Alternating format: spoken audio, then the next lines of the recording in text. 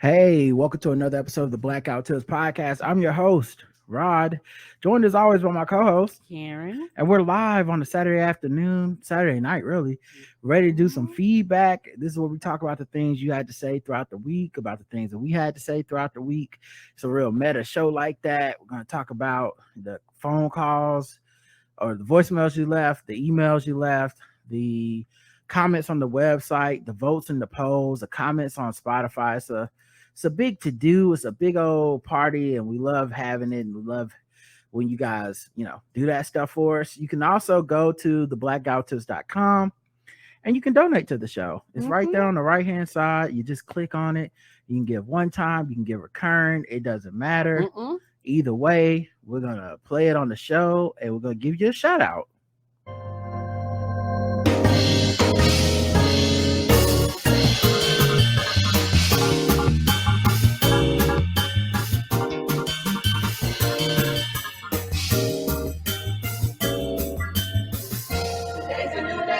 That's right. New day, new cachet. Let's talk about this Monday. Dana R. Thank you very much. Rita May C. Laura E. Noel W. Bomani Jones. Nicholas Z. Pete B. Miss Barnes. Renate M. Douglas R. is a brand new recurring donator. Thank you very much, Douglas. Ricky A. Pretty Ricky, what to call? David from Brooklyn. Johanna M. Kavis D. Laura F. Chris from Hawaii. Corey Deticola. Tabitha M. Brianna F. and April G. Thank you, everybody that took the time out to give us some of this cold, hard cash. We appreciate you. We do.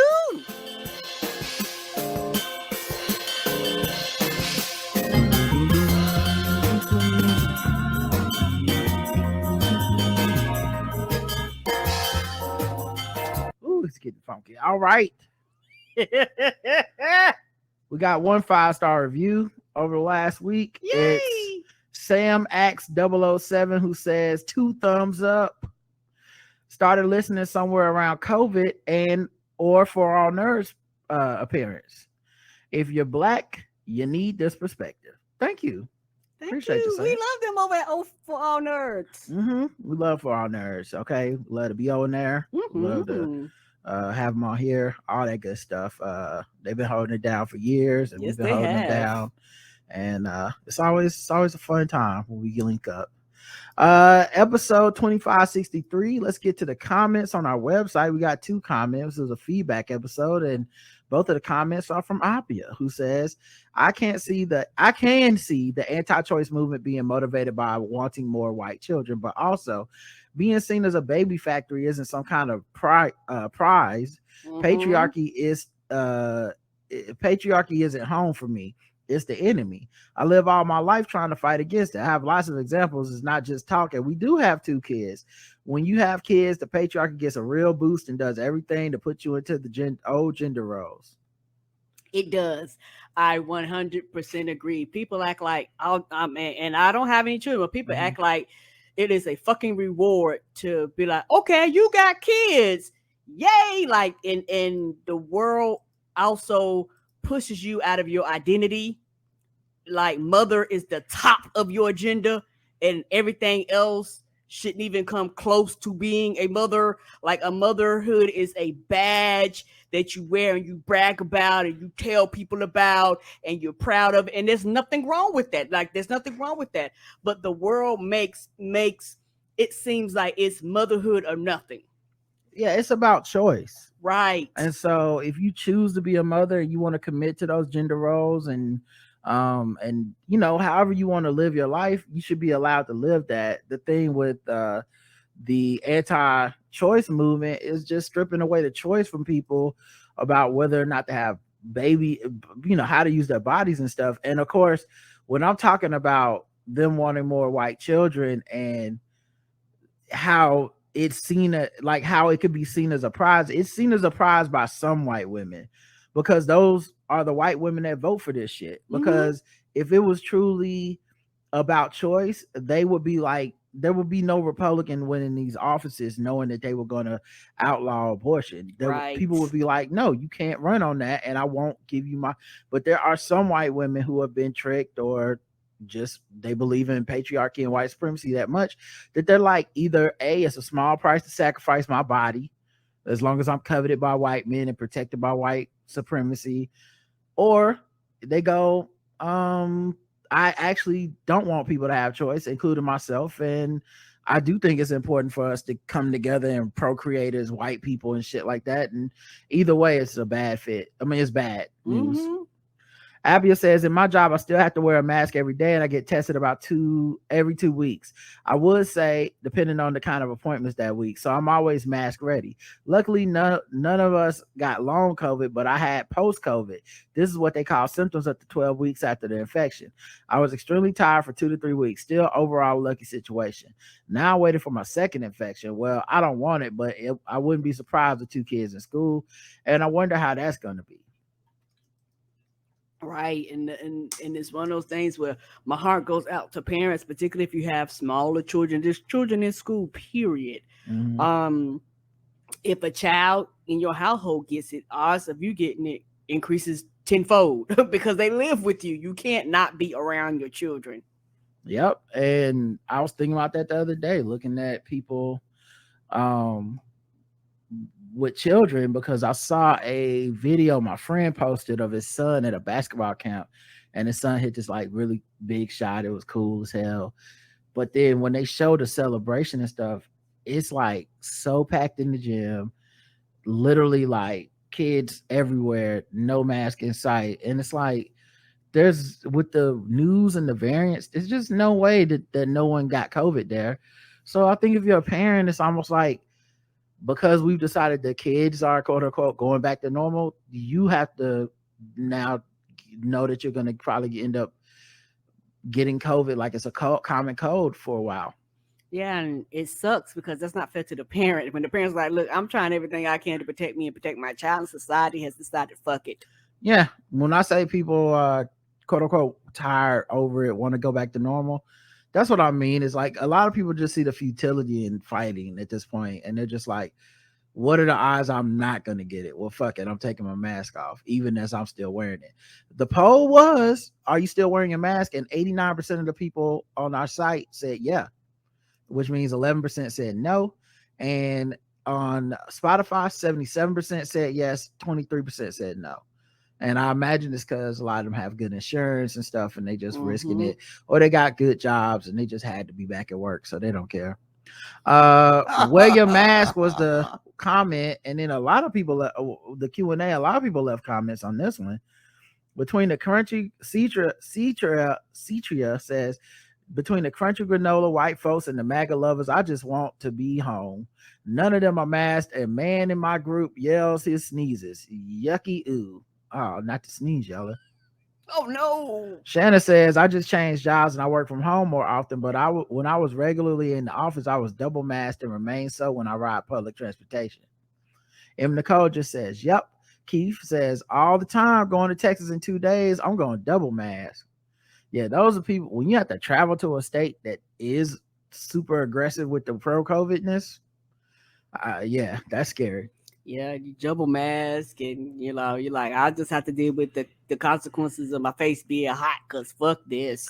Aaron says, I do mostly. I wear it at the, oh yeah, it's so hot now though. Mm-hmm. I can see some situations where it's like 100 and something degrees, and you just had to be like, fuck it, I guess I gotta go without a mask because I don't want to pass out. I'm not even being funny with that. But yeah, I'm with you. Yeah, because it's so hot. That's my thing. Like, it is so hot. Like, if I was in some hot ass place and I might just have to risk the Rona. I do mostly wear it at the store, the gym, the train, at restaurants, at work. Sometimes I don't wear it if I go to bars because I don't want to be the only one and no one will talk to me. Yeah, that social pressure is a lot. And it's sad because, like, I've had experiences with people where they see me wearing my mask in some type of place. There's that thing where they feel kind of bad, but not really. Mm-mm. And then, they're going to not wear their mask. And inevitably, when they get sick, they're like, man, I should have worn my mask like you.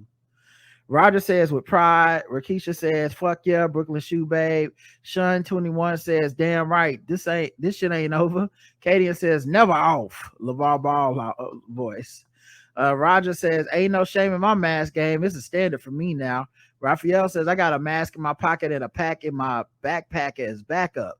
All N95. That goes with me everywhere. Got a pack for the kid and misses in their bags / purse. I feel naked if outside with no mask on me. And Nelson says, I keep my mask around my wrist if need be, but during my regular day today, I don't wear it that often.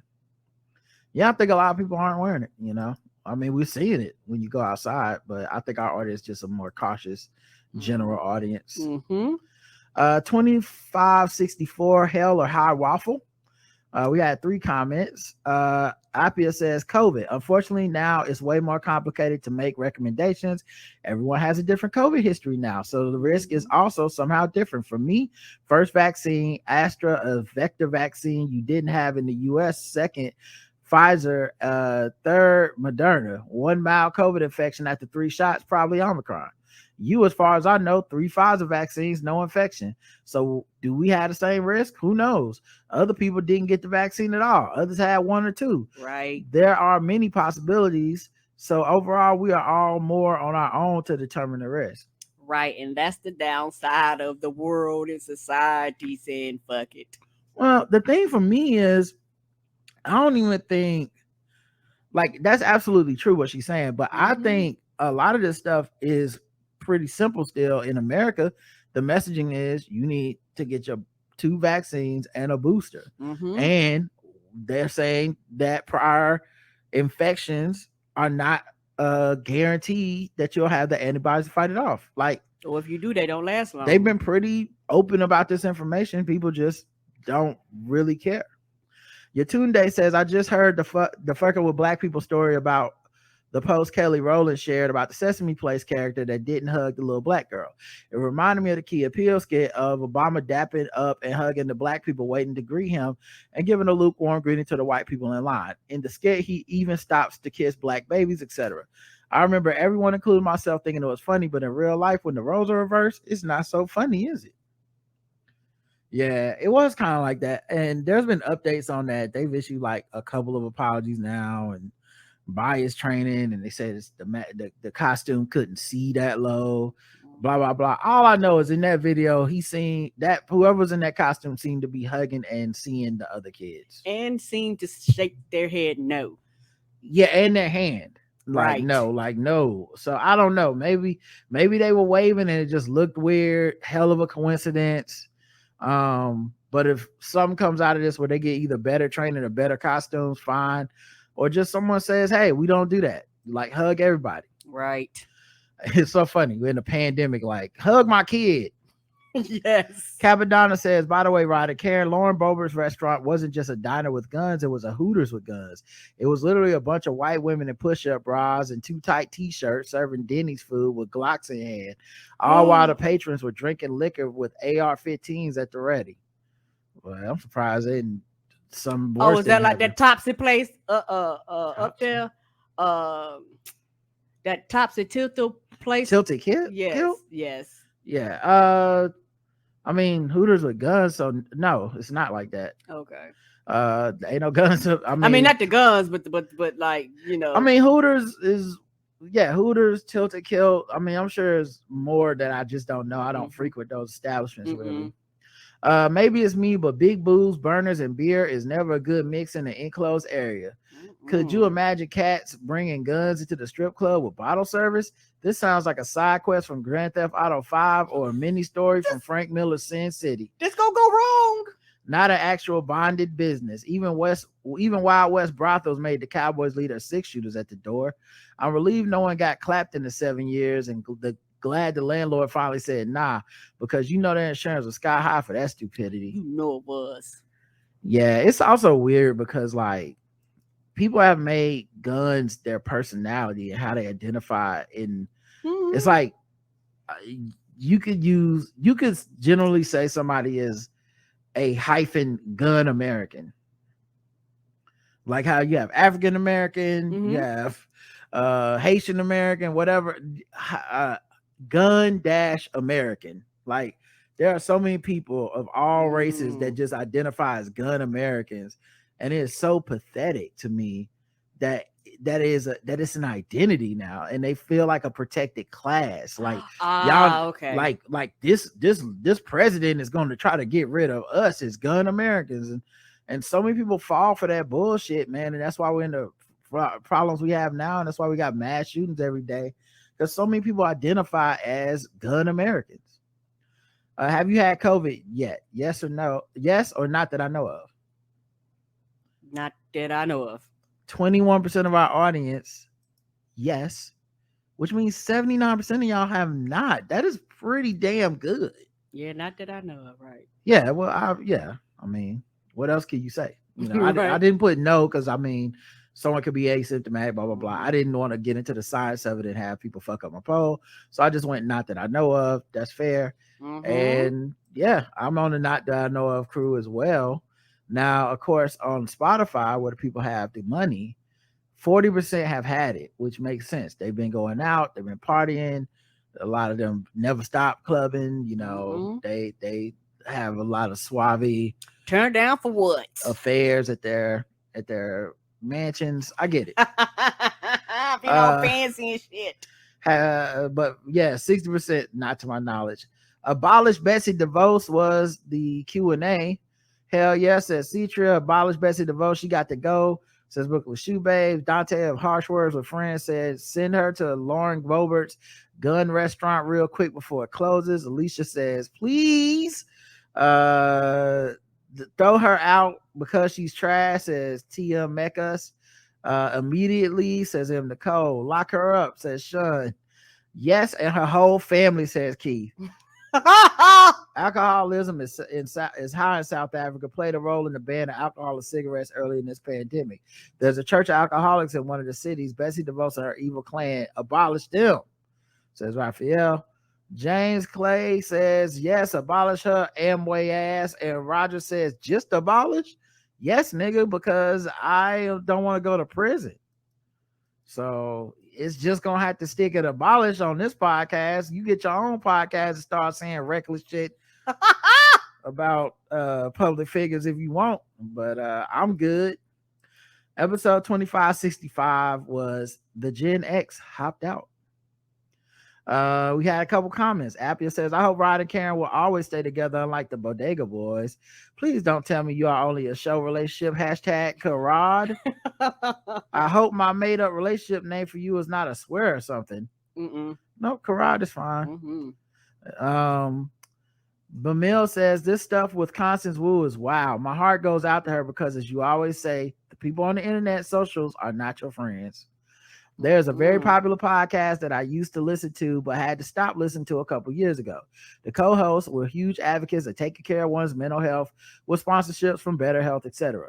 They even had a segment where they discussed some personal mental health issue on several episodes. My turning point came when they were talking about Kanye's red hat turn. They rightly vociferously criticized his actions in the moment, but basically poo-pooed any suggestion that the state of his mental health may have played a part in his actions. They even criticized people who cautioned not to minimize his mental state. Added tap out. They weren't living their raps when it came to mental health. I thought of that with the Constance Wu story. I see it over and over again, such that it is a cliche to me. The check on your strong friends niggas always being the first to stomp on some celebrity with no regard to actual facts. Emil. Yeah, man. You see it a lot. It's just, I can't not notice how much of it is about social peer pressure and fitting in. Like it's really just for lack of, there's just for mean girls. It's just it's high school all over for a lot of these people. And if it's cool to dislike someone, people fall in line with that. If it's cool to like someone, people fall in line with that. I think it's interesting seeing like some of the stuff, the way people reacted to like Britney Spears, and the way people react to Kanye West, and the way people react to Chadwick Boseman being sick and stuff. Like there's just all these moments where it's like, do you really believe in the tenets that you claim to hold? And people constantly fail it because they're human. And I don't mind them being human, but I'm just like, this is why I don't listen, because y'all can't even keep this straight. You think you have these blanket rules that apply to everybody, but it really doesn't. It moves a lot. And even when y'all are dead ass wrong, or just jumping the gun to something where you really don't know, there's no pullback. And I find some of these accusations and things people say, I think there's certain shit that if you're gonna say about somebody, I think it is really on you to know, to really be solidly in the know on something. You know, like an example for me, like because I think they think it's a joke and they play with shit that I'm like, that's dangerous. Like an example for me, I've never gone on this show and been like, I think Drake is a pedophile or some shit, or he's a groomer. People are like, he has Millie Bobby Brown says she texted him and shit, and some other actress, like the young actress that they're friends, or he said they were friends or something. And I'm like, okay, he was a child actor.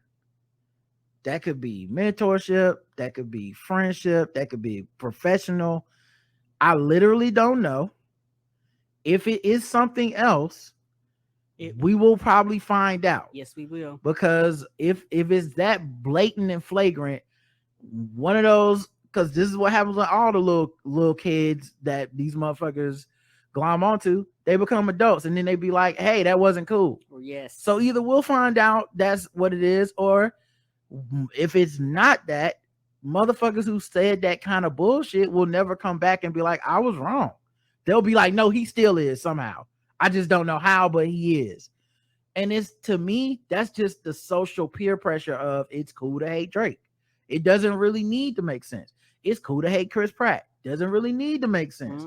And I'm so wary of that at this point, because I've seen how foul it can be, how much we are still very much the people in the Coliseum wanting to see the Christian fight the lion. Like, we are still very much here for the crucifixion of these celebrities, really. And when you like them, it's leave Lizzo alone, yes, or whatever. But when you don't, when it's cool to not like them, it folds. And the same thing, when it's cool to like somebody, people drop that shit. When it's Doja Cat fucking up for the 17th time, but she keep dropping good videos and features, like, people let it go. Yes, they do. So like I said, I have some empathy for people because we're all human. I get it. I'm not gonna fuss at you. I'm not gonna preach at you. I'm not gonna argue with you, but I don't have to join in either. I can just be like, yeah, that's what y'all do over there. I don't got to do that shit. And good luck to you and whatever. Like, there's no extra prize for being right, hating a motherfucker early. So I can reserve enough judgment, or try to reserve enough judgment on people to be like, maybe that's true, maybe it's not. We'll find out, But anyway, all that stuff to say, like, yeah, I feel bad for Constance Wu, because people did jump in her shit for being ungrateful, which is, of all the things to turn on somebody for, that seems like a very mild thing to be like, oh, bitch, you ungrateful. But you also just don't know how that's affecting people. Everyone piling on each other on the internet and shit. And then, like I said, you find out somebody had a brush with suicide, and then it's like, oh man, we got to check on our strong friends. This is wrong. We got to really understand, have more empathy. It's like, why do we always have to keep learning this particular lesson over and over again? Why can't we be kind, especially when we don't know what's going on? Why can't we be kind? Because nobody cares unless it's them and theirs. And that's the feeling of tribe, and the feeling of caring about your neighbors has died for a lot of people. Like, and that's just the bottom line. It has died. If it's not me and mine, I am not obligated to care, nor am I obligated to actually seek and find out the truth. And so, like you say, I can treat it like a video game. I can treat it like a mascot. I can treat these celebrities like that because I have no connection to them. And when you don't have no connection, you literally don't have any investment. And that's why a lot of celebrities are like, oh, there's no investment here, so why should I take the time to invest? Yeah, sometimes I think about the human mistakes my friends have made, the things somebody might send me in a text that they wouldn't say out loud or something like that. And I'm like, yeah, that could be you on the Summer Jam screen. Right. And I would be consistent because I would be on some like, yeah, we need to be a little bit kinder to each other. But a lot of people would be inconsistent in the fact that they'd be like, well, I know you and I like you, so that's why I'm gonna try to give you the benefit of the doubt and believe your sincere apology. I don't know. I think people get off on the power trip of it, but it has real effects on people. And And it does. you know, our jealousy towards people with money and celebrity and shit just completely ruins a lot of the stances we claim to hold. Yes, and I think that I've realized, not for everybody, but some people, that jealousy comes out in other ways, and people wouldn't claim it as jealousy. Like it comes out in no matter what this person do, fuck them. And sometimes they have valid reason, and sometimes it just boils down to something as simple as jealousy. But you him and ha and go beat around the bush and have all these other things attached to it other than jealousy. Yeah, you got to own it and name it before you can really confront that stuff. And Yeah, a that's lot of why it times keeps people popping up, because like you said, they don't own it, name it, recognize it, call it out, and try to fix it. Yeah, a lot of people don't recognize what's happening already inside them. So until they can be honest with themselves, they can't be honest about anything else. And that's why you have to hate some celebrity you never met that fucked up one time, or you perceive to have fucked up, or they gotta be the worst possible type of person or some shit. And it's like you had there's a point to having to prove that. And and there's a reason you're afraid to confront the unknown and be like, actually, why am I so mad at this person? I actually don't know that. Correct, because a lot of times it would cause self-reflection, and that's the last thing people want to do. People rather, no, let's do everything but focus on me. Do you think the dude who got fired has a racial discrimination case? Which dude? The no call, no show. No. 94% of people agree with you. No, he was fired for good reason. 6% of people said yes, take it to trial on our site, and even less on Spotify, because these people have good jobs, good money. They show up to work. They don't no call, no show. They probably got plenty of PTO.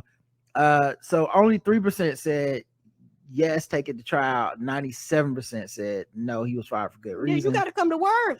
The Q&A was please say psych, Deezus and Mero, please. Cetria says they weren't my cup of tea, but I wish they could go out on a high note. Looks like they're just gonna fizzle out into oblivion. We'll see, man. I know they got they want to do separate ventures and stuff, so maybe we'll still be seeing them around, just not together. Right.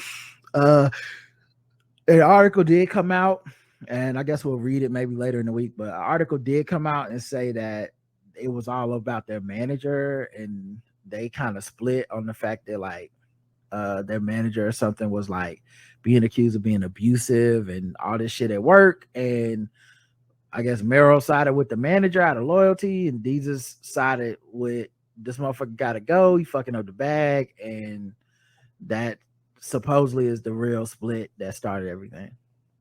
Aaron says, insert Azalea Banks meme. The girls are fighting. Kadian says, I'm sad for their fans, even though I never invested in them. Shanna says, the brand is gone. Raphael says, I'm going to miss those two Bronx legends. I blame NJ for the breakup. New Jersey. Since Mero moved there drinking their water, DJ Envy was able to get him. Stick to only water from your borough, okay? I'm just kidding. Roger says, been waiting on a JK since February. I know. Sad shit. It's and even if you never invested in them or you never really listened to them, they had fans that are really affected by it. What I was gonna say is, it's not even just that. They left an impact they have left this huge impact on podcasting, because those dudes went from like message boards to late night TV. That's just a rise you just do not see. And so even if you just think, oh man, I don't listen to them, well, if whatever show you do listen to, they have left a blueprint or something or some type. They've touched that show in some kind of way, even if it was just a person giving them a listen, because Jesus and Mero was the kind of show, you know.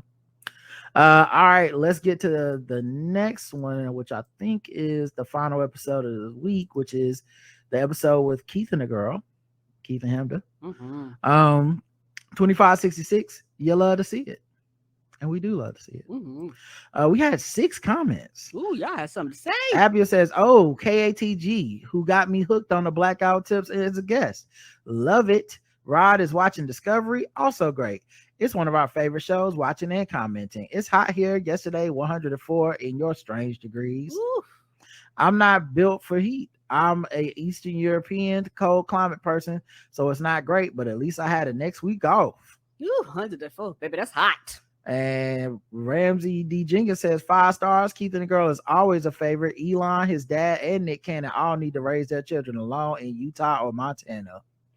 Brooklyn Shoebabe says, "Oh my God, KTG was so hilarious on the show today. You 4 have great chemistry." Well, you know, I like to think we do. Yay! I mean, we should at this point. We've been doing last week on Keith and the girl for a minute now. Over years and change. I might have to scrape together some pennies to go behind that paywall to hear your appearances on that show. Oh, please do. It's worth every dime. And you know they have free trials over there. I think if you could code TBGWT in TBGWT in the code offer box, I believe you get a month free of their premium.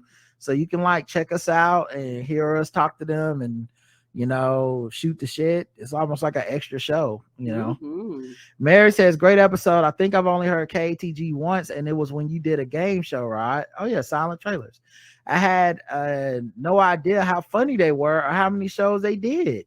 First of all, I would definitely be listening to the Dad Chronicles because I love me some mess. Oh, it's some good mess. Oh, it is a mess. Woo! That is top tier, magnifique chef's kiss. Yeah, it is. Mess. 5-star Michelin mess. Crazy. Keith is even. Woo. It's crazy. And also, I don't know why, but Keith using that bullhorn knocked me out.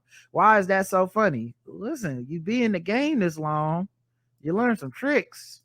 Anyway, great guess, and we'll definitely check them out now. Yeah, they're so funny, man. Like that's what's cool about doing last week is it's a great chance to like talk to them and interact and stuff. But I was gonna be listening to Keith and the girl no matter what. I've been listening to them It's been a hot since minute. I had a job where I sat in the cubicle and hated it all day before we even started this podcast. Yeah, we had it with the old school iPod, the one that clicked. Yeah, so I've been listening with the big to ass them. wheel. Yeah, I had to download the podcast on my computer and then move it over to I hope you finished before you left the house. Move it over to my iPod with the wheel click through like data transfer and shit before you could even have like a Wi-Fi connection to download podcasts and stream them. So the ghetto Jackie. Yes. I've been listening to them for so long, man, and just watching them grow as people, go through changes. You know, you kind of end up with this parasocial relationship because, you know, maybe some of y'all feel towards us. The only difference being like, you know, we did become friends and we get to work. We're working with them on last week and stuff like that. And I feel like, you know, in podcasting, we've become like peers and stuff. And they've really been some genuinely kind people that have been so open with their audience, so open with, you know, their platform. And most importantly, man, I just appreciate that it doesn't feel like they're bullshitting us. So like, when there's like sometimes you have these relationships that are like business relationships, and it's like, I don't really know what you be thinking about shit. You don't really know what I be thinking, and that's fine. Like we just hit to work together and that's cool. Right. But like I've watched them change in genuine ways that I found to be like inspiring, because it lets you know, like, you know, we all are capable of growth and honesty and transparency and all this shit. And they've gone through some shit like divorces and fucking cancer and breakups and major surgery, fights and falling outs and all this stuff. And they've shared all that with the world. And I just find it to be such a dope show. And I think that's why I'll always be a fan. Trey says, "Oh my God, KTG are both so hilarious. Thanks for coming on the show, Trey. Thank you, Trey. Mm-hmm. And make sure y'all go give them a listen, man. If y'all somehow listen to us and not them, KeithAndTheGirl.com, Keith and the Girl on all the places you get podcasts, and like I said, check us out at last week if you want to hear like a funny wrap up of it. Is it brave for Sarah Jessica Parker to have gray hair in public? Yes or no? Mm-hmm. I think it is. Okay. 30% say yes, 70% say no. On Spotify, 18% say yes, 82% say no. Yeah, and it's brave just because of the standard. You know, the act itself, no, but it's brave because a lot of times society tells women once you go gray, it's time to go to the closet, grandma. Yeah, she And might not pack it want to up. hear it. I Right. get that. That's totally relatable because like I'm not doing anything special, Mm-mm. but in a world that is so anti against aging, anti women aging, especially, Mm-hmm. and you're a public figure working in acting, which is so much about your body and Image. being judged all the time. Yeah, it is brave because look around. Them people that you're competing with for them jobs, they not doing that. They Mm-mm. are hanging on to what they consider the youthful look as long as possible because of the way the market dynamics are. So they're getting the surgeries, they're getting the dye jobs, they're you know they're tummy they're doing it all because it's like this industry is a beast and they just stop ringing your phone one day. Mm-hmm. Let's see if we had any voicemails, and then if not, we'll get to the emails as well. Voicemail line, of course, is 704-557-0186. And we do have a voicemail, I guess two from one person. See who this is from.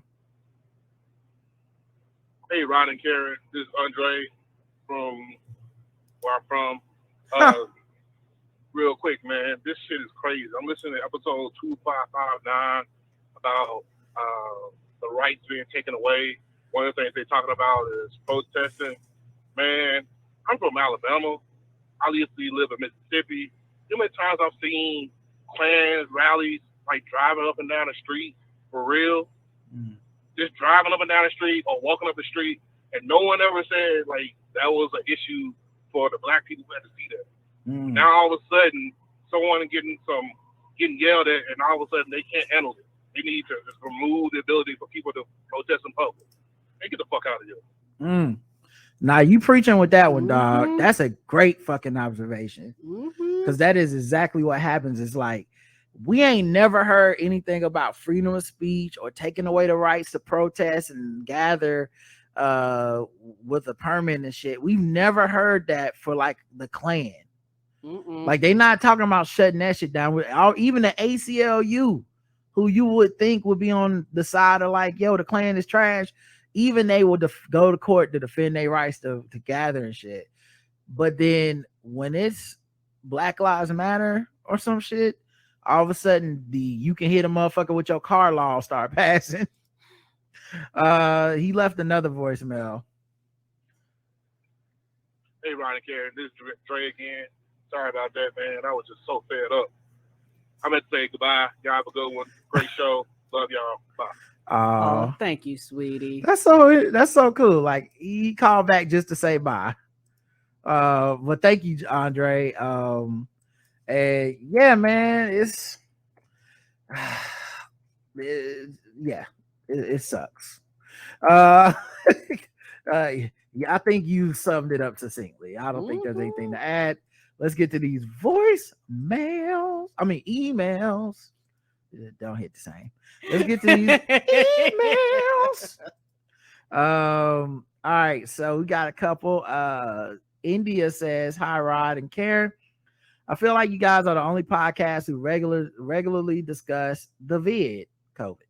I have come to the conclusion that it will always be around because people are nasty. Over the weekend, I went to Five Guys and I witnessed someone blow their nose using both sides of the tissue. Then, without even sanitizing, went and dipped their hand in a peanut container to scoop out peanuts without using the scooper with the same contaminated hand. So gross, I was appalled. So yeah, people are nasty. And yes, it was an old white man that did that. As always, you guys are the best podcast to yeah. listen to. And if people aren't listening to the feedback episodes, they are making a mistake. As always, you guys are the best. Thank you. And yeah. Nice. That's so nasty. Yeah. What is wrong with people? Tiffany writes in, hi Rod and Karen. This is my first email to the show. I'm trying to be a little more interactive with you all since you keep me company during my workday nearly every day. Thank you for being the friends in my head and for providing so much great content throughout the week. Please don't shame me too much, Karen, but I still haven't made the commitment to premium status just yet. That's fine, baby. Like, and that's the thing with the only time I shame people is when it comes to them 5 stars, and that's absolutely positively free. Leave them 5 stars. Yeah, we just want 5-star reviews. Yeah, we just want 5-star reviews. Now Yeah. we'll shame you on that, but that we don't shame people for not being premium. Right, yeah, right. Because we understand everybody might not have a 5. I have so many subscriptions to manage, and I'm weeding out the ones I don't need, but I will subscribe soon, and I've left occasional 5 stars. The Lord's still working on me. I wanted to chime in a little bit about Christian Walker. I absolutely agree with you guys that I don't vibe with someone who is always quote unquote on, and he's on 10 all day, every day. The sad part is, as obnoxious as he is, I see a lot of pain in him. I wonder if he's harboring feelings of being transgender and hasn't been able to accept that about himself, and that self-hatred is why he lashes out so much. To be as flamboyant as he is, attracted to men, as much as he talks about himself using the female vernacular, it makes me question if that's his true inner struggle. Regardless, he gets so much attention for being anti and for being controversial. It'll be some time before we see anything different from Christian. Just food for thought. I hope the baby gets some inner peace. That's a great point. I don't know about the transgender stuff just because I literally, right, I try not to speculate too much on like people's orientation and stuff. Right, but the pain, yes, they'll tell us, or they won't, and or maybe that's what's going on with them, or maybe it's not. You know, it's hard to know anybody, especially someone that we have to admit is always on, because I'm never feeling like we're seeing the real them. Agreed. So I don't know what's really going on with him, but I do feel you on that hurt and that empathy, because what we do know of him, there has to be a lot of pain, because as much as he talks shit about bad fathers, his father's a bad father. That fathered a bunch of kids that he didn't even know about. Right. The fact that he's a Republican and staunchly homophobic and anti-gay, which is wild considering he's like, I'm not gay, I'm just attracted to men. Like, it's got to be a lot of painful shit going on there. We've seen it in these documentaries about like gay conversion camps and shit, and like what people go through to repress all that, to be a member of whatever religion or social standing they want. And yeah, man, we've seen time and time again, those people always are like, I was in a tremendous amount of pain internally when I was doing that shit. So all that being said, he's making his pain our business, and his pain and my empathy for him does not trump the amount of damage that he does with his platform. Correct. So, you know, whatever's going on with him, it just seems to be all bad, and his lashing out is having consequences. One last thing, I just want to say thank you, Karen, for your insight about reproductive rights and sharing your story with us. It really touched me, and I know a lot of people who struggle with women's health issues will appreciate your sentiment. Rod, thank you for the jokes, puns, and running commentary about the Arby's drug cartel. One day, those bastards will be caught, but until then, I will occasionally enjoy Jamocha shake and curly fries. LOL. Keep up the great work, you guys. Tiffany, thank you. And thank you, sweetie. Yeah, that right there is something that that happened years ago, but it is something that I didn't really share for various reasons, because I think that a lot of times when you have particularly surgeries like that, it's a lot of judgment. It's a lot of, particularly if you do it younger in life, it's a lot of judgment. It's a lot of, you might change your mind, which, oh my gosh, I got asked that like up to the day. You sure? You sure? You sure? You sure? You sure? And you're like, yes, bitch, I'm sure.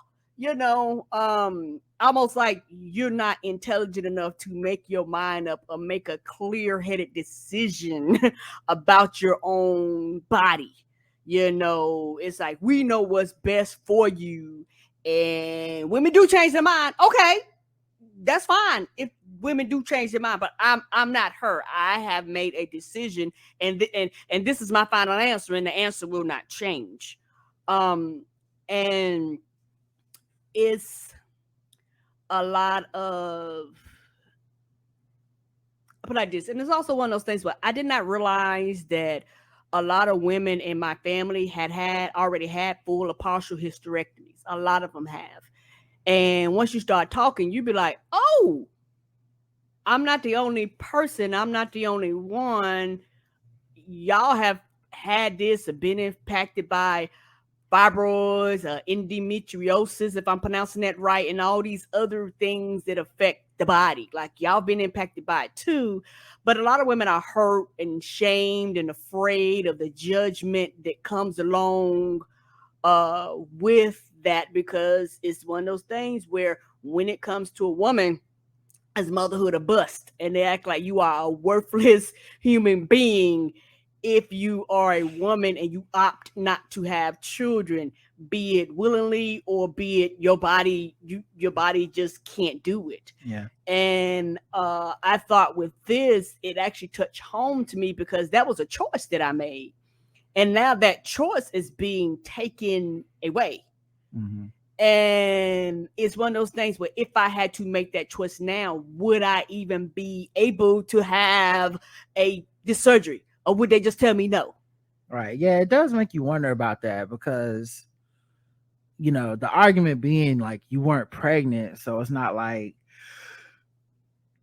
it was a surgery that was considered an abortion, but the way that some of these hospitals and stuff have been scared off by these laws, they have stopped giving like reproductive health care in some situations where they feel like murky. The Daily had like a good episode about a woman who was sent home to bleed for 10 days because she had a miscarriage. Yeah. And that stuff was heart crushing. It sounded like the hospital was scared. Like Mm-hmm. because the first time she did it, they didn't have that abortion ban.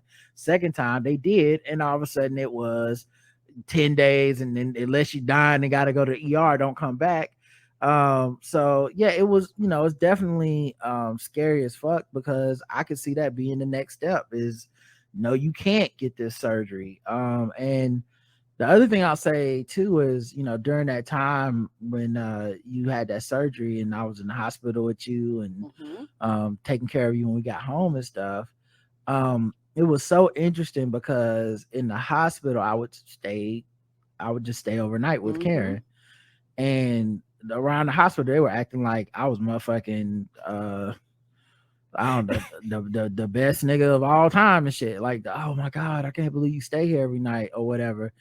And the thing I kept thinking was like, one, you're married, like death do you part. Why wouldn't I stay here? Mm-hmm. But two, I just kept thinking how many how many people that get that operation must have to go through it completely alone or very alone, and of all the emotions and things people are going through at that time, having to do it alone seems to be even more psychologically damaging. So it made me think about just how many people are going to deal with that, and now it'll be like that for reproductive health care of other kinds because you won't even be able to do it within the system. Right, because it does not. Because if the whole thing is about taking away options and rights, that right there boils along down in there with it. Mm-hmm. Because if you choose to have a hysterectomy or a partial hysterectomy, now you're actually quote unquote taking away the quote unquote right to have a child. Mm-hmm. Because you have to have these instruments to produce children. And it's one of the things to where my heart goes out, because I'm not gonna lie, that shit was very, very, very painful. people that make the decision, particularly if it's endometriosis or fibro, whatever it is, trust they have gone through a lot of tremendous pain, a lot of bleeding, a lot of loss of blood, a lot of, it's more to it. Like, and because we're women and people don't give a fuck about women, we're not making this fucking pain up, and people act like, well, you're just, because that's how. Well, especially black women, that fibroids are even more common in black women. Yeah, and that's what my doctor told it's me. very much about pain and pain tolerance and stuff they tell you, and and then of course just the fact that like this isn't illegal yet. Like you can still get this operation now, even in these states that have passed. This is not the same, but it just makes you wonder how soon will it be considered the same? When will they challenge that and be like, no, this is your body, but we own the means of reproduction. You're not allowed to do anything that would stop you from reproducing. Right. And even if it means to the detriment of death for you, because right. A lot of these things causes a lot of complications and shit like that actually goes along with that. And sometimes these things that attack these organs might actually make you sterile and shit like that. And so what happens if I have everything and I'm still sterile? Am I worthless now? Am I, does it mean I'm shunned from society? Shit like that is what I'm afraid of, and it's one of those things where I'm glad I had the right to, and I'm glad I made that choice, but you should also have the right to have children and or not have children, whatever choice that you choose to make. And I think it's a personal decision. And these people want to come and they just want to say, we don't give a fuck about your personal decision. How this is going to impact you financially? How this is going to impact your household? And because the thing is, once children are born, they don't give a fuck about how you feed them. They don't give a fuck about how you clothe them, how you take care of them, all the expenses that come along with it. They don't care.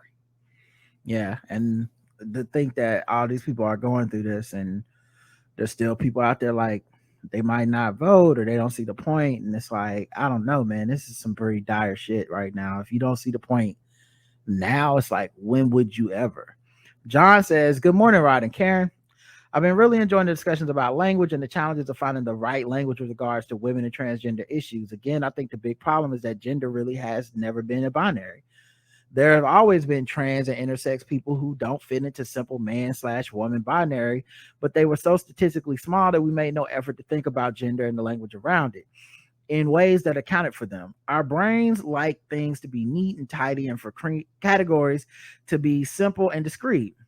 But the reality with gender and even race is that they simply are not as tidy as we'd like. The language around this stuff is always going to be messy because this shit is complicated. Yeah, and I think the good and bad of social media is like it amplified people that didn't have a voice. So like there's so many people that quote unquote know a trans person because they know them through social media.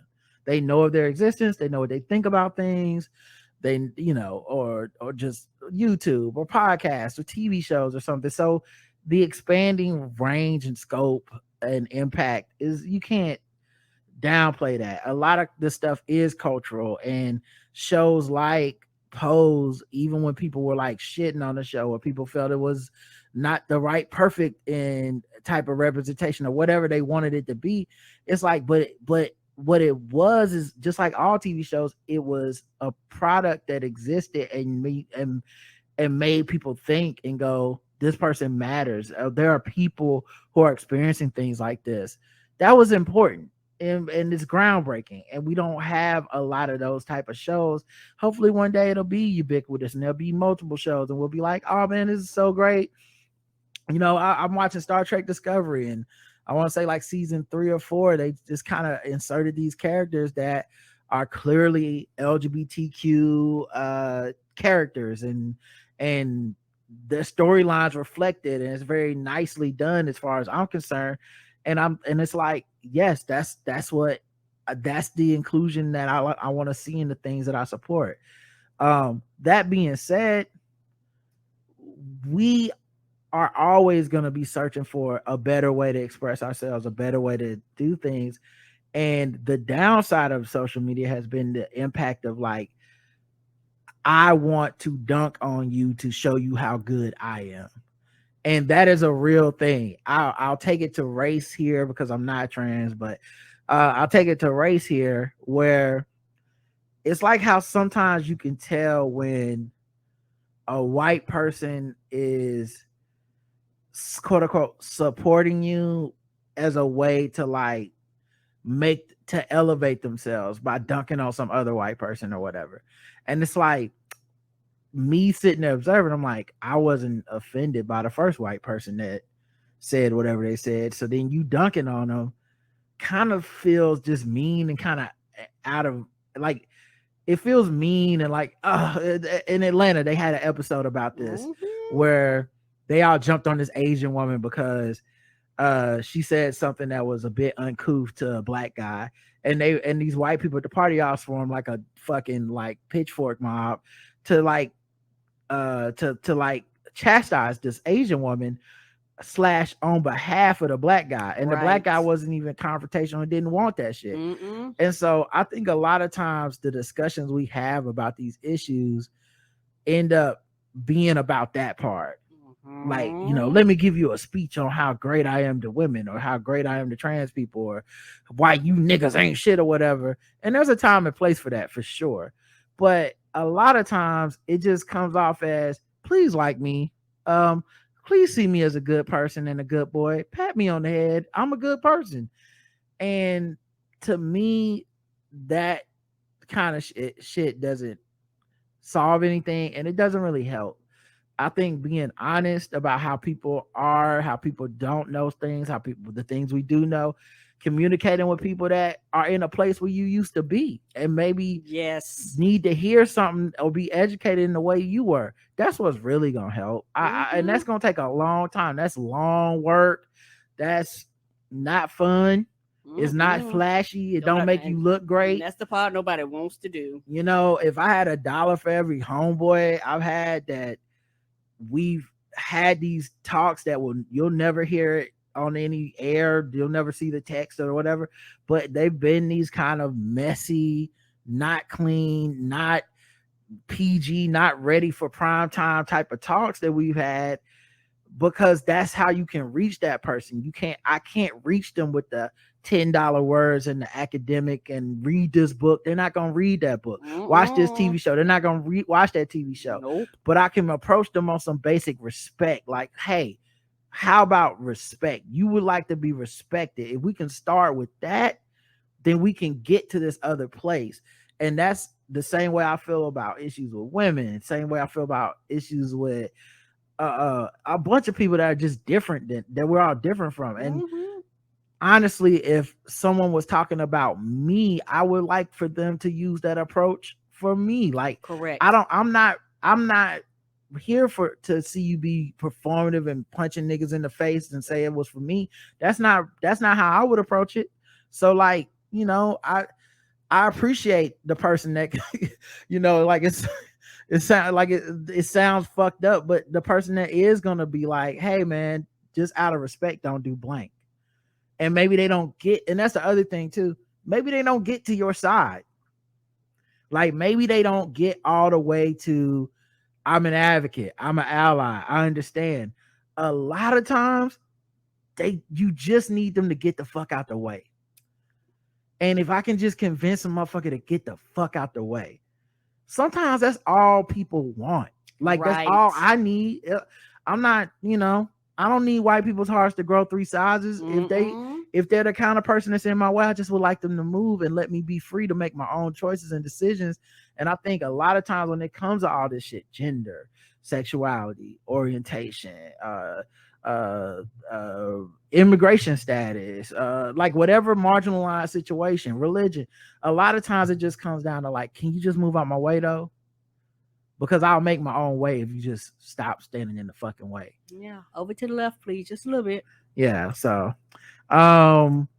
And then he said, on another topic, I totally get your reasons for not watching the January 6 hearings and share many of them initially. But I just wanted to say that if you watch the official YouTube streams without the circus of commentary you get on MSNBC, I haven't found them to be performative at all. Oh, yeah. I mean, even if you watch it live on MSNBC, like, it's cool until, like, after it's over and then they got to start doing their thing. It's not that I've been avoiding them out of some, like, resentment towards the process. I just literally, I know what they did. You know what they did. The only thing we're gonna find out is bigger details on what we already know. Right. I want Trump charged. I expect that this shit will eventually lead to him being charged, to be honest. It's probably gonna happen on some Watergate time and not all flash in the pan and like we would like, and because God forbid they shoot at this nigga and miss. God forbid. Yes. Like, the only thing worse That's than why them, I said take your motherfucking time. the only thing worse than them, the only thing that could be worse than finding out that somehow they had been like, we got a bunch of evidence, but we just not even gonna try to get Trump. The only thing worse, because that would be bad, that would be horrible, and I honestly, that would be so fucked up. I don't even know what I would do. But I really believe in my heart of hearts they're pursuing this, they're investigating this. We have a lot of telltale signs that they are. But the only thing worse is if they rush some type of prosecution and this motherfucker gets off.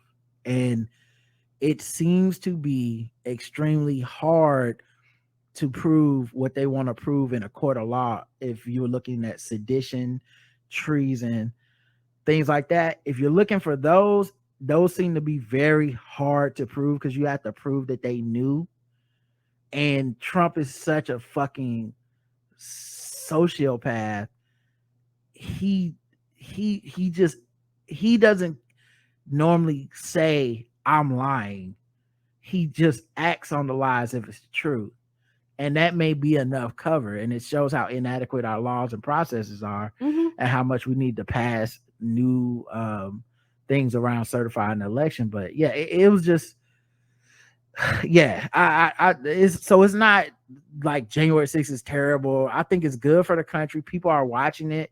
Hopefully they're learning. Hopefully maybe a couple minds and hearts get changed. If not, maybe some people get emboldened to be like, this shit was on our doorstep and we was that close to the precipice, and now you motherfuckers already losing motivation. No, nigga, we gotta fight. Right. So maybe that'll come from it. I don't need that because I'm already there, dog. I'm right. I early voted 2 weeks ago, bro. I'm on this shit.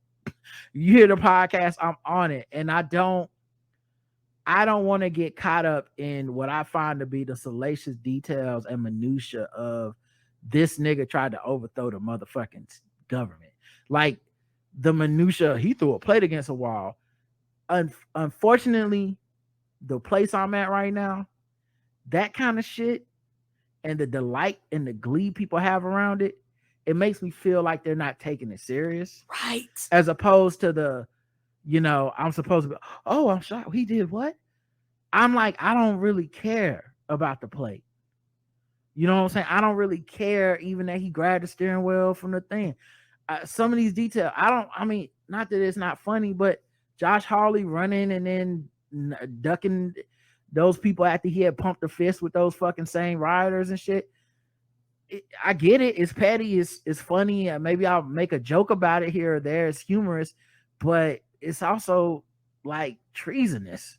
And I feel like some of the glee and the coverage of it as a sporting event almost loses the intensity of the fact that this shit was treason and they tried to overthrow the fucking government. Right. And there's nothing cute or funny about that to me. The spectacle of it doesn't make it okay. Right. And I think for a lot of people, they're only there for the spectacle. They're actually not there for anything else. Like that's why they came. They came for the mess. They came for the drama. Like that's what they're there. And so for a high percentage of those people, they actually don't care. I know that sounds sad. Like they actually don't care about any of this. But these are going to be some of the same people that's going to be outraged if the shit goes left. Well, then take it seriously now. And I think so.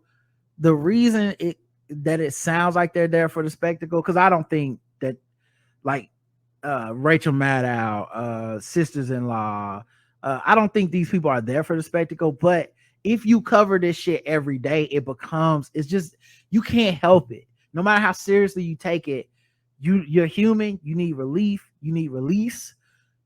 There's gonna be laughter. There's gonna be funny shit. There's gonna be quirky shit, especially when you deal with Trump.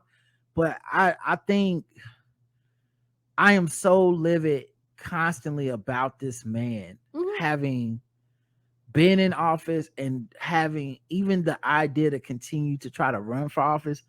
I'm so mad. I'm not in a healthy place enough to laugh about it. Right. And the Me stuff either. that people think is like quirky or interesting, it makes me get mad at them. And I don't want to live like that. So I just tap out Yes, rather sir. than to be running around like, man, what the fuck is wrong with y'all? Like, I get that. I'm just that mad. I see him as an existential threat to society as we know it. Yes. So it's just hard for me to just, he about some of the shit, I 100% agree. Like the anger, and I said this before, and I will continue to say this. The anger I had when he got elected is the same anger I have now. I have kept that same energy. Have I been like about it? Nope. But the fire is still there, and the fire will never die. And I am upset, and I am mad, and I am pissed, and I am still hurt, and I am still fucking disappointed in this goddamn country. All those things I never forgot. I did not. And so for me, it was very upsetting when they had the chance to be like, no, this nigga can never run again. And they hemmed and hawed and fucked around. So I was like, well, so y'all leaving the fucking door open for him to goddamn run again. A man who tried to overtake this country. And so I'm like you, I am not in a place for the games, because I was like, fuck him. Yeah, he survived 2 impeachments. It's just, I don't see how. Like I said, I get how it's entertainment to people, and I get how maybe these details, if you were out to lunch somewhere, these details are like, oh my God, I can't believe this. But I'm just like, man, I don't know. I get too angry. Me too. Much of it stuff we already knew, but there have been several bombshells, and even the stuff we already knew from reporting hits much differently when you see the footage, text, hear a witness, speak the words, etc. Yeah, and that's the theater of it, and that's the TV show of it. And I'm not in a place where I can disconnect enough to be like, wow, this is just so well done. Well, I'm just more mad. Like, yeah, and like the fact that it would have to take this, people need a good TV storyboard before they can go, oh yeah, this nigga tried to overturn the country. And what the committee has done really well is taking this gigantic amount of information and numerous tendrils of activity and tied them together in a coherent story that is easy to follow.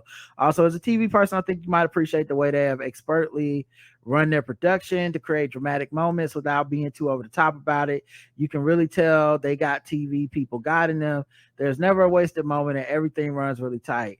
Oh yeah, like I said, I've seen some of it. I can't disconnect in that way.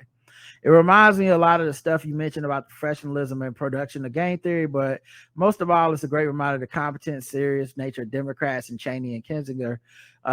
Like with Biden, it's so nice to see actual adults in the room who take the public service and the law seriously. Well, the other thing you're seeing here is actually because McCarthy didn't put forward his people on that panel. The worst thing he did was ignore that panel and say, we refuse to participate, because that meant the 2 Republicans that did get on the panel were there to be like serious. And so you don't have like a Jim Jordan or somebody.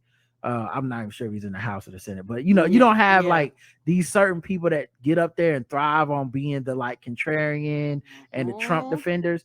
You don't even have them. And if they were there, it wouldn't matter how good the Democrats are at creating TV, blah, blah, blah. It wouldn't matter, because every other question would be these motherfuckers getting 30 seconds to speak or 2 minutes and then lying and promoting the falsehoods. So a lot of this is Democrats are always, able to be the adults in the room, but a lot of this is that we don't have the kids throwing a tantrum in the room. There's been some polling suggesting that it shifted public opinion in the right direction among independents. So hopefully they will help us in November too. Anyways, well, they're coming back in September too, which will be good to keep this thing going. And yeah, I've seen those polls too, and I hope they're right.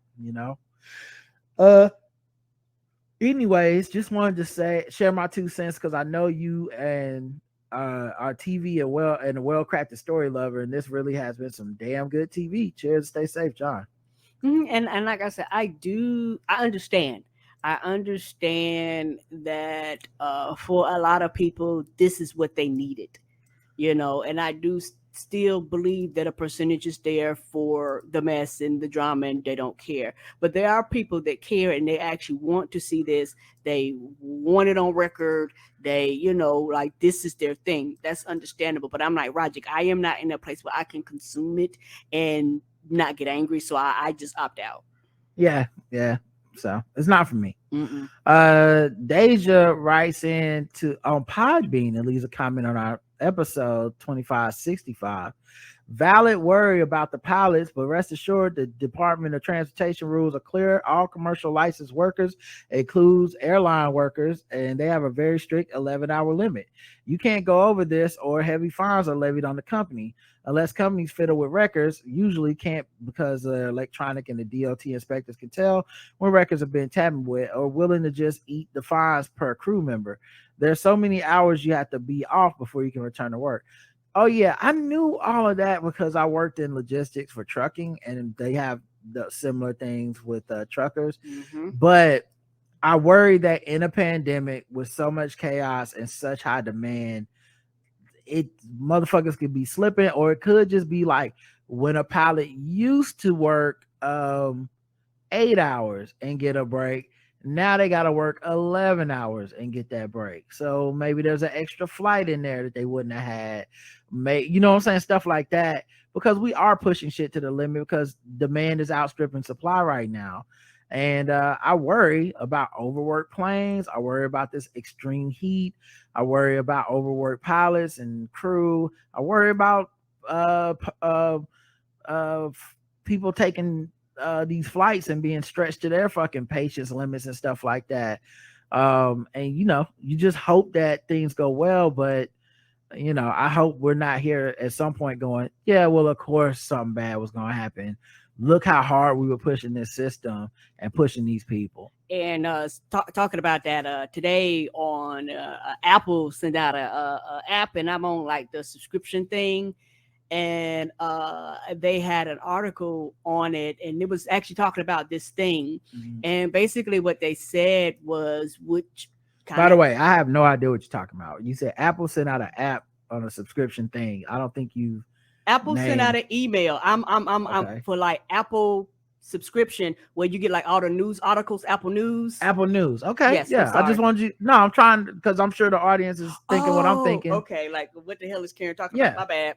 So I subscribe for Apple News. With Apple News, you pay for a subscription and you get like all these news articles, and you don't have to pay extra for them. Right. So while I was combing through it, because I kind of look to see, what's happening. Because to me, it gives me a short recap of the things happening for the day without me actually having to go consume like the media. And so one of the articles they had on there was actually talking about airplanes and airlines industries. Yeah. And basically they were saying because of the pandemic, airlines like cut their staff, like slice their staff down like everybody else. And so now what's happening is you have all these people just deciding fuck COVID. So all of a sudden you have this big influx of people wanting to fly, and the staff is a fraction of that. And they was talking about the pilots, like you said, working those hours. They're talking about the staff. And one of the biggest things, they're talking about baggage. They were saying the baggage is the biggest problem because these people are like underneath the plane and in the plane, they're very short staff. So this has a lot to do with why people are complaining about how their baggages are getting there 2 or 3 days later and how their baggages are getting rerouted and shit like that. That's because they're completely understaffed in that area. And these are things that people have a tendency to take for granted. Yeah. And they actually need to fulfill a lot of these positions. But like everything else, when these people lost their job, they went to other industries and they're not coming back. Yeah, and like unlike earlier in the pandemic when I mean not that this should have changed, but it's obviously changed for people where it was like don't fly because of COVID and don't go to these other tropical locations and all this shit because of COVID. I get that we're past that and hopefully people are vaccinated and stuff and they'll be okay. But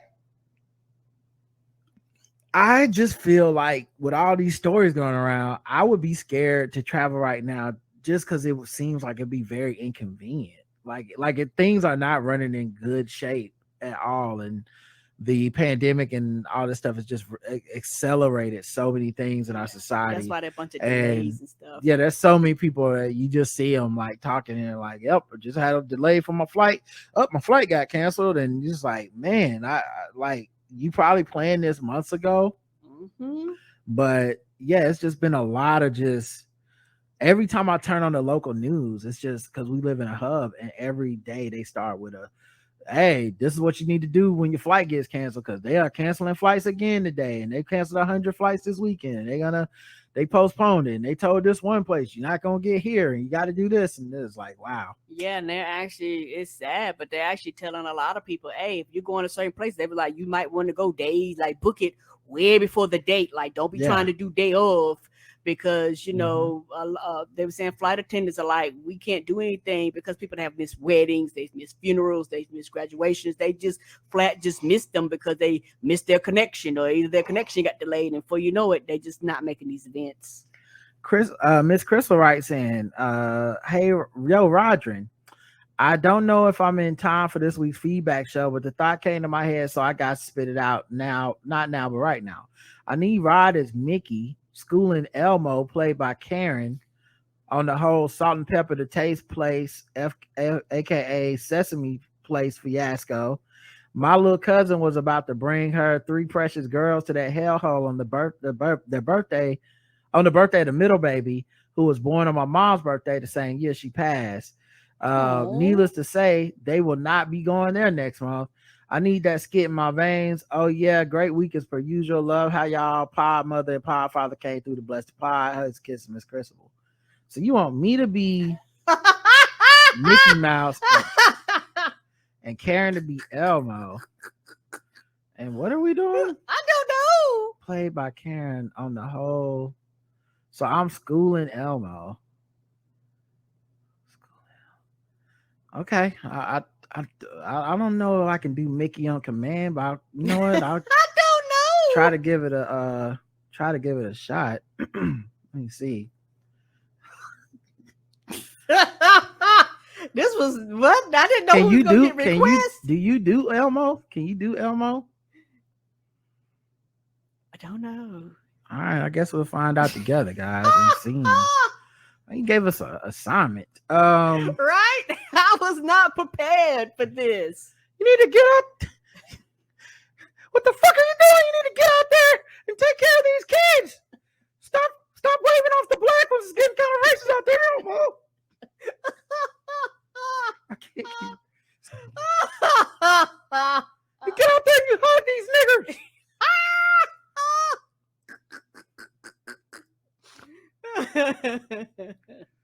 Are you gonna do Elmo, or are you just gonna keep laughing? I'm sorry. Like I said, I was. And what is Elmo supposed to say? You the one that didn't hug the kids. You was being racist. Elmo didn't hug the kids. Elmo saw them doggies. This was like, no, Elmo no hug no doggies. Elmo, stop being goddamn racist. I need to get all this money. I don't care if it's black money. All the money is green. Elmo already made my Sesame Street money. Elmo don't need no more money. This is like a fucking joke to you. Don't like I'm laughing. Am I going? No. Then get the fucking money. Elmo don't care no more. Elmo tired of this shit. Elmo going on break. You pack your bitch ass up. I'll get Goofy out here. He'll get out here. He'll hug every kid. He's colorblind. He can't see. He's a dog. Elmo don't care no more. That's it. You're gonna be looking goofy when you're on the street, you punk bitch. I'm gonna call you Dumbo because you gave up all this money. We don't play that at the mouse. Elmo wanted them to know that Elmo didn't want to hug those kids. That's why it was not a mistake. Elmo purposely put their hands, say no, and no, because y'all told Elmo can't speak. You gonna be living in a fucking garbage can? So Elmo no speak to them. You gonna be living in a fucking garbage can just like your friend the Grouch over there. You wanna be living like Oscar? Because that's where the fuck you're going if you don't get out there and you hug these goddamn niggers. You get over there. Elmo no care. Elmo say, buy my contract out, bitch. I see how you look at the Mexicans too. Losing revenue. All right, that's it. Bye, everybody. The Mexicans. That's it. No, that's enough, Karen. No, you didn't want to do it. Now it's too late. Let's get out of here. It was problematic as we're getting today. We'll talk to you guys next week. I mean, we'll talk to you guys later in the week. Until next time. I love you. I love you too. Bye, everybody.